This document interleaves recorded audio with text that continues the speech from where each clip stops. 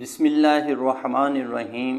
Governor Kufa ابن زیاد نے کوفہ کی جامع مسجد میں طویل خطبہ دیا۔ عوام الناس کو قتل امام میں شریک ہونے کے لیے لالچ اور خوف دلایا گیا، جس سے لوگ نواسہ رسول پر لشکر کشی کے لیے جمع ہونا شروع ہو گئے۔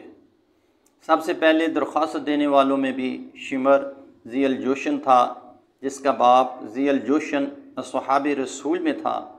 روایات کے مطابق 4 محرم کا دن بھی عجیب دن تھا۔ کوفہ کا لوہا بازار لوگوں سے کھچا کھچ بھرا ہوا تھا۔ کوئی تلوار لے رہا تھا، کوئی تیر خرید رہا تھا، کوئی نیزے بنانے والے باؤ تاؤ کر رہا تھا۔ جس کے پاس یہ سب موجود تھا وہ اس کی دھار تیز کروا رہا تھا۔ افسوس کہ یہ سب کلمہ پڑھنے والے ان ہتھیاروں کو کفار کے لیے نہیں بلکہ جس کا کلمہ پڑھتے تھے اسی کے نواسے کے لیے آمادہ کر رہے تھے۔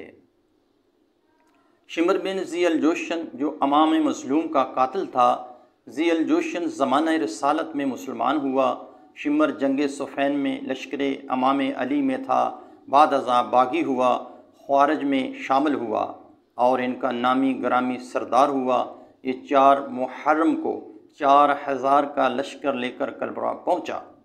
ان کے علاوہ جو لوگ کربلا پہنچے ان کا حوال کچھ یوں ہے: حسین بن نمیر 4000، ابن رقاب 2000، ابن رہینہ 3000، ابن حرشہ 2000۔